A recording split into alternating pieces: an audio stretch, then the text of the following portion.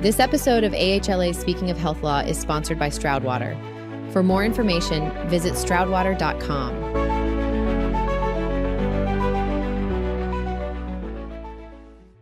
All right. Well, I am excited to be here. My name is Shad Ritchie. I am with Stroudwater Associates. I'm a senior consultant with that organization, and we are really excited to be here today. And we're going to be talking about best practices when implementing physician compensation redesign. So with that, just a little brief introduction about myself. I've been with Stroudwater for almost 2 years now. But with that said, 28 years in practical healthcare administration. I led multiple physician networks, and then I also have been working with physician compensation since the mid 1990s. So with that said, there's a lot of history that I can bring to the table, and I'm excited to talk about that today with Stacy. With that said, I will let Stacy introduce herself. Hi, Shad. Thanks so much for inviting me to be with you today. I think we'll have lots of great information to share. As you mentioned, my name is Stacy Gerber-Ward. I'm a shareholder with the law firm of Von Briesen and Roper. I co-chair our firm's health section. My practice involves representing hospitals, health systems, and other types of providers. I've worked with Stroudwater on several occasions regarding physician compensation redesigns. So really excited to be here today and have this conversation with Shad. So Shad, I'll get things started. Maybe you can kick us off by just talking a little bit about how Stroudwater typically gets involved in a provider compensation redesign for a hospital, and kind of what are the hospitals looking for when they come to you? Stacy, that's a great question. A lot of times hospitals or organizations, sometimes they don't even know that they need a compensation redesign. Sometimes they hear Stroudwater or other consultants or legal folks talking at conferences, and it gets them thinking about, okay, well, should we be looking at our compensation redesign plan, or do we have a plan?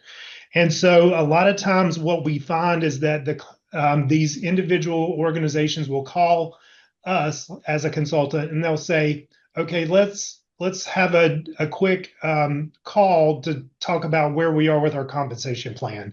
And a lot of times what we find is that they have some hesitation or concern around regulatory risks based on maybe some outdated models that they're particularly using.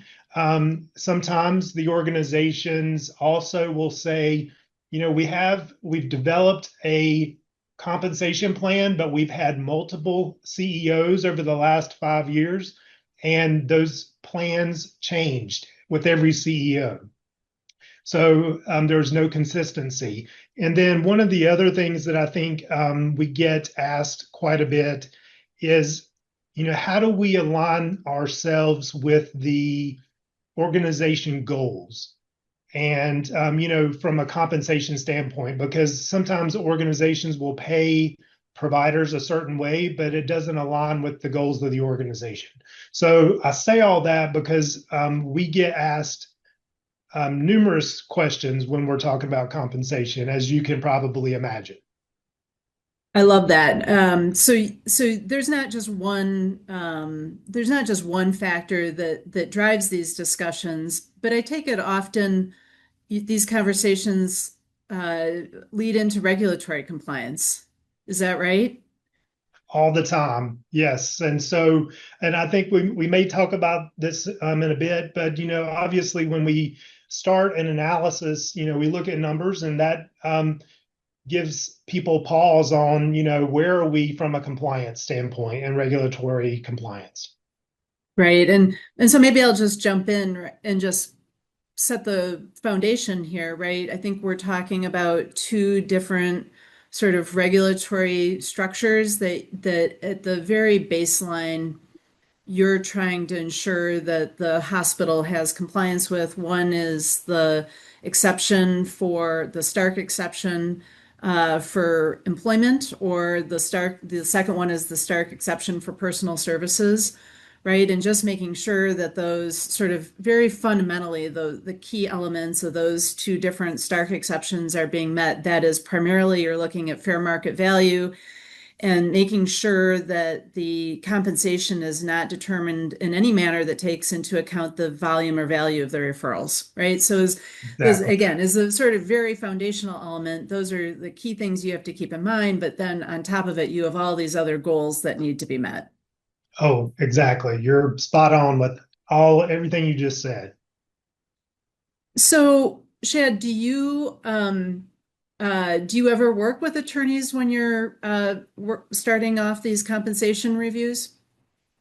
That is a great question because we have multiple clients. So Stroudwater historically is focused on rural hospitals, rural health clinics, those type. Obviously, we also work with urban organizations as well. But in some organizations, they have internal counsel and then they have external counsel. So normally, if they have internal counsel, they are usually part of the conversation, but a lot of times external counsel is not at the table. So I don't know how you feel about if that is a pro or a con. I don't know. I'd be interested to hear. Well, usually I'm getting a call from a client about the same time you're getting a call from the client, and I do think there's some benefit to starting these engagements at the very least under an attorney-client privilege. So that would be having either internal counsel or external counsel involved in the engagement of Stroudwater. And I think the benefit that a lawyer can provide, especially at the early stages of these reviews, is to prevent sort of some unhappy surprises from being unprotected. And we'll probably talk about this a little bit more in a minute, right? But sometimes the initial data gathering and compensation review can reveal some uncomfortable realities about a compensation structure. And it's certainly to the client's benefit if that initial review, at the very least, is done under the attorney-client privilege to give some protection if there are some concerning results of that initial review. So I like to encourage clients to do it. You might not need it all the way through the process, but it certainly can be helpful early on. So with that, maybe you could talk a little bit about how you start the review process, and how you are, as I mentioned before, fair market value is really sort of a key consideration when you're looking at compensation redesign. So how do you get the process started, and then how are you working on figuring out what fair market value is for the compensation system? Yeah, that's a good question. So usually the clients are, we've talked about the reasons why they're calling us, and so they are usually not well versed in the process. And so what we do is we try to have a kickoff call, and we like to educate the leaders of the organization as well as maybe board members of why are we going through this engagement? Why are we talking about compensation redesign? There's reasons behind that, which we've talked a little bit about. But usually the first thing that we do is obviously we educate, then we do a kickoff call. We get data specifically from the organizations, and kind of like what you talked about with attorney-client privilege, we make sure that everything is sent to us in a secure portal because we would not want to have any PHI out there, obviously. So when we ask for data, they send everything to a secure portal, and we get usually compensation information from the provider as well as productivity, and that's what we start with.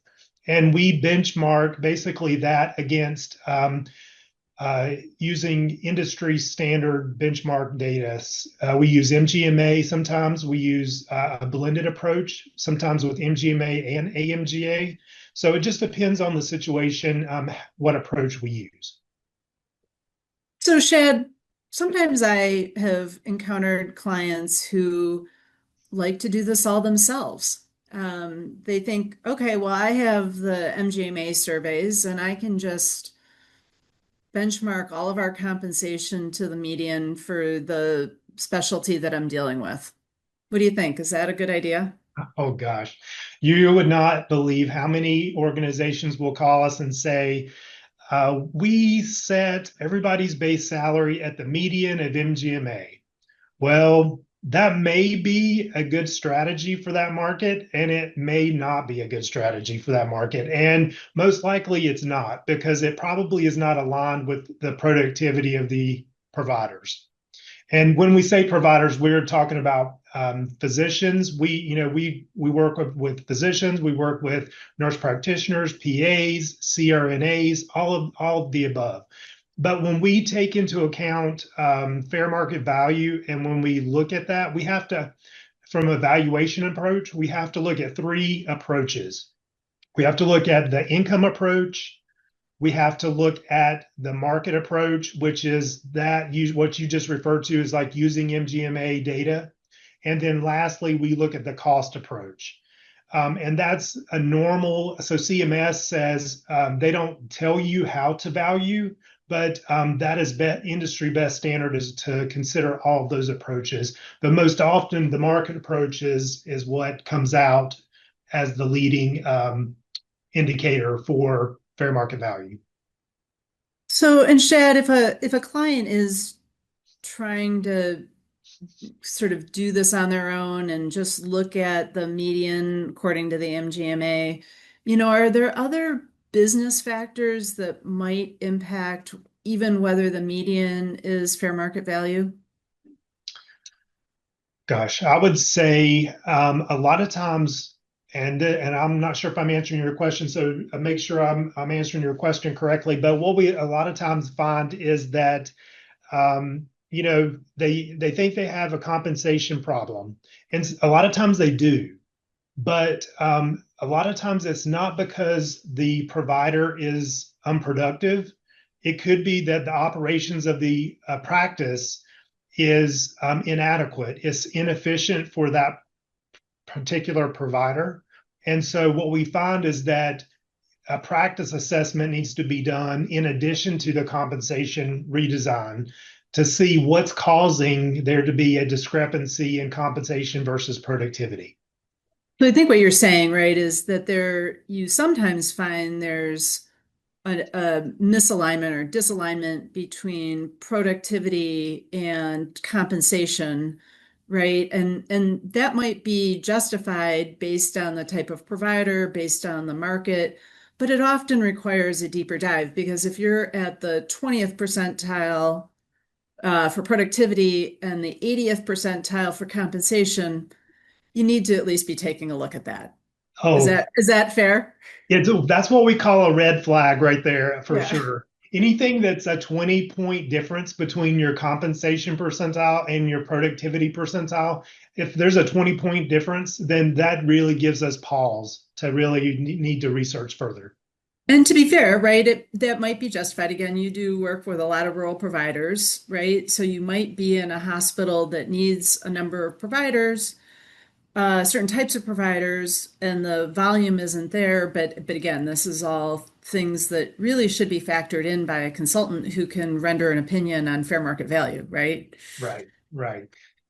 So once you have all of that data gathered, what are the factors that you're considering when structuring a compensation model for a hospital?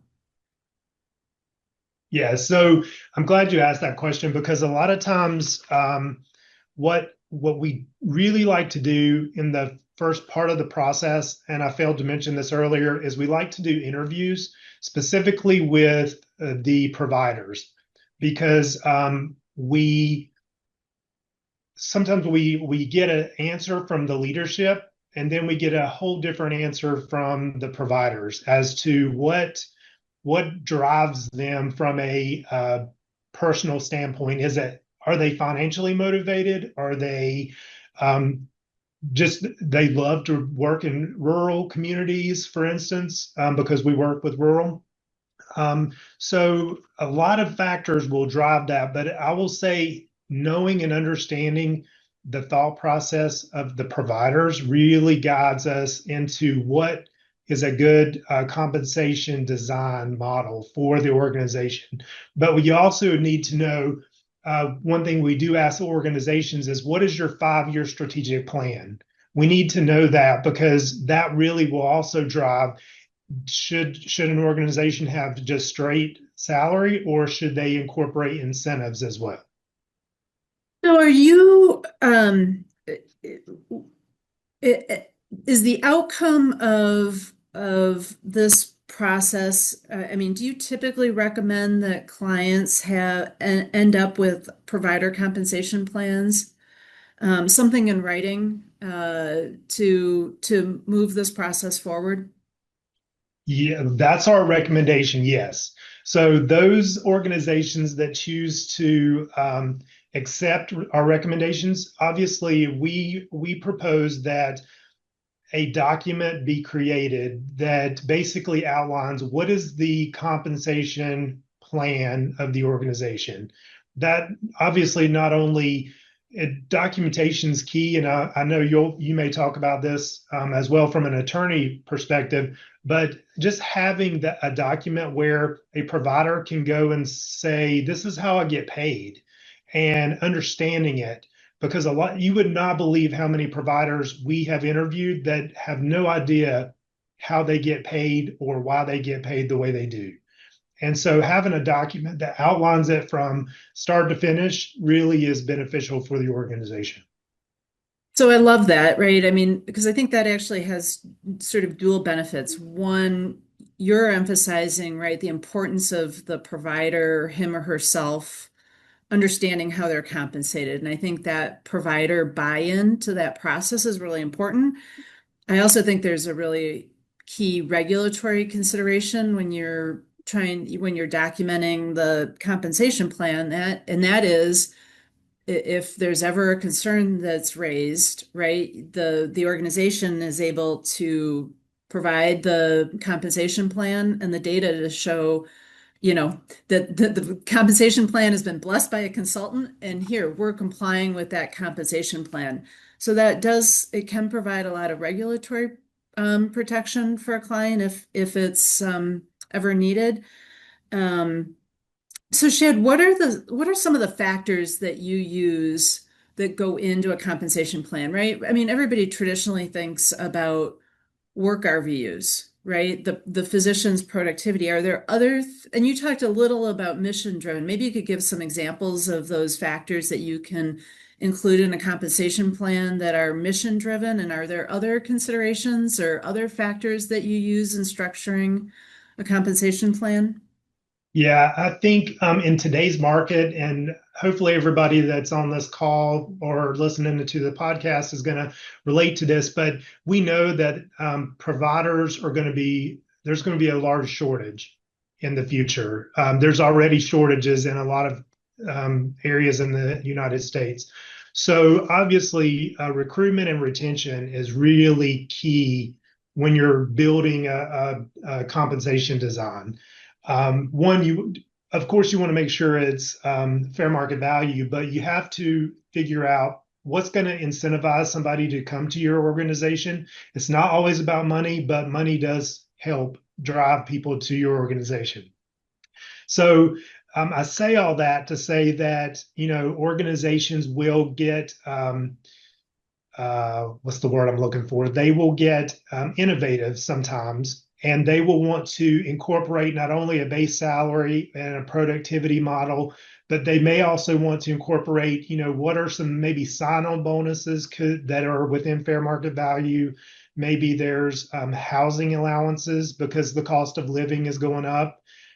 There are people that are adding citizenship components, and that's a whole nother conversation we can have. But there's a lot of different types of compensation models. There's not one that fits any type of organization. I think there's best practices, but whatever works. You mentioned mission, obviously it needs to tie to the mission of the organization. And what is that? Awesome. Okay, so now you take all of those factors, right? And Stroudwater comes up and says to the organization, here's the proposed compensation plan, right? And the leadership in that organization is, buys into that. You've got your structure. How do you actually implement this, right? You got a lot of people that are involved. Hospitals are complicated organizations. So how can you effectively implement a change in compensation, as we've discussed? Yeah. I love your feedback on this initial component. Whenever we are engaged with a redesign project, we really want some providers at the table, because you really want to develop that trust with the organizations and maybe physician or provider leaders. So what we do is we recommend a compensation committee, and it's different from the board, and you can probably explain a little bit about that. But Stroudwater, we would not want to engage with any client that would not have some sort of compensation committee that we could educate and help us make, what is the design going to look like. So, and I would say sort of the collateral benefit, right? I didn't mention this at the beginning, but I'm a former assistant U.S. attorney and I did a lot of whistleblower litigation. I think the real benefit well, one of the benefits to what you're referring to, and that's getting some provider buy-in early on, is to sort of mitigate the risk that there's a whistleblower, right? I mean, these can be difficult conversations, right? The compensation plan may have compensation going down, it may have operational changes. Providers they like consistency, and so change can be concerning. And whenever you're in a climate or an ecosystem where there's change going on, I think you risk whistleblowers. So what you're talking about in terms of engaging providers in the process is, really critical. They can also be frontline advocates if there are other providers who are unhappy about the proposed changes being made. Again, you can't have everybody on your compensation committee, but hopefully part of the process that you're talking about is to build some sort of internal champions for why this process is necessary and what the practical implications are going to be for the organization and for the providers. So really an important step of the process. Chad, does Stroudwater ever do sort of education for the providers in an organization as a whole? What does that look like about the compensation redesign process? Yes, so we really like to, at the onset of the process, really educate the organization as a whole. So we do not mind, and this would be best practice, from my opinion, is that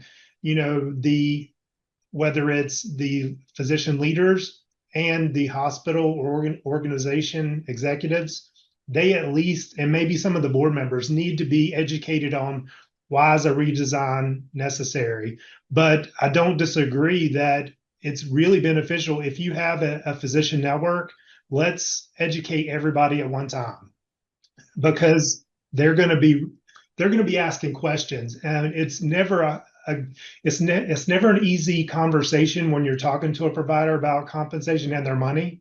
And so so you really want to educate them, and it's easier sometimes coming from a third party versus a CEO or maybe their legal counsel and saying, well, this is why we have to do it. But sometimes it's easier for a third party to educate them.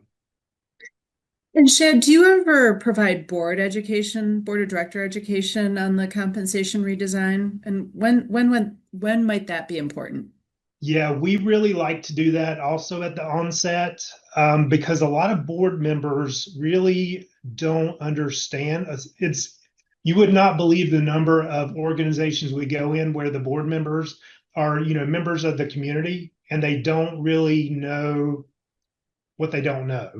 And so the CEO drives day-to-day operations, and that may work fine. But from my understanding, a board member needs to understand and be aware of everything that's going on in their organization, especially compensation designs. And I would say from a practical perspective, sometimes in smaller communities, especially, it's not unheard of for a provider to actually call a board member and say, "Hey, what are you guys doing?" Right? And again, to my point earlier, trying to build organizational champions of the process. If you can educate the board on the need for the compensation redesign, and what the compensation redesign is going to look like, and what the benefits of the redesign are. Again, you're building champions that they'll interact for sure with the community, but they also potentially could interact with providers that have questions or concerns about the compensation redesign. So I really advocate for really strong board education in this process. I think it can only pay long-term dividends. Um, uh, so once you've sort of rolled out your plan, and started the implementation process, can you talk about some of the longer term governance issues that a hospital will need to consider to maintain the compensation redesign long term? Yeah, so hopefully when organizations are going through this redesign, they're really being aware of making decisions that's going to have a long-term impact on what this design is going to be. And what I mean by that is that it's not going to change within a year. It's going to be something that you can build on. So this new compensation redesign that you've just built, you've spent a lot of time working on it, and redesign doesn't happen overnight. It usually takes between 6 months to a year to really get to a good point. So with that said, you've got to make sure that whatever you develop is going to be sustainable and you can build off of it. So what we recommend is that you carve out, whether you start with base salary production, and then you can add maybe quality metrics if your EMR is able to produce those kind of reports. And I won't go to all of those details, but obviously you wanted something that's going to be sustainable. And when I say sustainable too, you need to make sure that compensation committee also stays active, because I feel like if that after the redesign, if that compensation committee disbands, then people are not going to know what's going on and what the next steps could be. So that's our recommendation, is that there continues to be communication. If you don't communicate with your providers and the folks in your organization, then a lot of these redesigns are not going to be successful long term. I guess I would add a comment building on the discussion we had about the board's involvement. One of the things for, I think, long-term governance that I encourage my clients to think about is, what role does the board, ongoing role does the board play? Or in some cases, right, boards have compensation subcommittees that could provide some oversight. I think it's hard to, in any compensation model, take into account every situation that's going to happen, right? So you may have some compensation arrangements that kind of fall outside of, the sort of norms. It might fall significantly above the median. And so, I like to build in to the written compensation plans, some benchmarks to engage the board for review of compensation arrangements that go over and above certain benchmarks. So for example, and again, there's nothing magic about this, but if you're proposing total compensation that exceeds the 75th percentile, that might be a good time for the leadership to go back to the board or the board subcommittee that's dealing with compensation, right, to get the board's approval on those arrangements. I think that helps ensure, the compliance with the IRS intermediate sanctions rules, and frankly, it's just a good governance practice. So another strategy that I think can be considered for sort of long-term governance consistency for these compensation plans. And I'm assuming those would be documented with meeting minutes. And so obviously you would have Absolutely. the documentation should anything occur. 100%, yes. The board minutes are often harder to draft than you would think, but yes, good board minutes are really critical here, so that the board, right? Because again, if you're considering a sort of above average compensation arrangement, there certainly could be business factors that support that type of compensation arrangement. And again, this gives the organization another opportunity to document what those considerations are. Again, one great example is a rural provider that has difficulty recruiting in a particular specialty, right? If you're trying to recruit in a specialist and there just aren't a lot in your region or in your state, and you may have to pay a little bit more in order to recruit somebody like that into your organization. And so those are all things that can be taken account of and documented as part of this board committee documentation. So another strategy to be considered in all this. Well, Shad, that I think that we've covered a lot of grounds here. Are there any sort of comments you want to make and to wrap all this up? I think the one thing that I probably failed to talk about too is, as you're designing these compensation plans, obviously you want to make sure it's fair and equitable across your providers. I feel like that sometimes, like you just said, there might be a certain specialty that the CEO or a board member may think, oh my goodness, we need a urologist here, or we need an ENT specialist here. And sometimes they'll go above and beyond from a compensation perspective to get those individuals. But it really, the compensation plan design should be something that is fair and equitable across the board for all your providers. So that is something to think about too. Obviously, sometimes you do have to pay more for a particular provider, but you want to make sure that it's within reason. Right. And that you can articulate those reasons to the other providers. Yes. Right. So, and again, having good documentation of those. As we know, providers always talk. So Providers always talk. Yes, indeed. So that does happen, and they will find out that the orthopedic surgeon makes X amount, and then they'll wonder why they don't make that much. I will just I'll say my wrap-up comment about this is that indeed that is often the scenario that can lead to a whistleblower. In fact, we had a Wisconsin Stark case that was settled a few years back for $10 million with frankly just that scenario. So again, I think really important are building your internal champions, transparency, consistency, and really strong documentation. From my perspective, are all really important factors as you're going through this process. Yeah. So, and the last thing I'll say too is that, I mentioned earlier that a compensation redesign does not happen overnight. It really takes 6 months to 12 months. Sometimes organizations are going through an EMR transition as well. We definitely don't suggest ever going to do a compensation redesign during an EMR change, but there's a lot of how to make providers really unhappy. Oh, yes, exactly. The first time you give them wrong data, they're not gonna believe anything.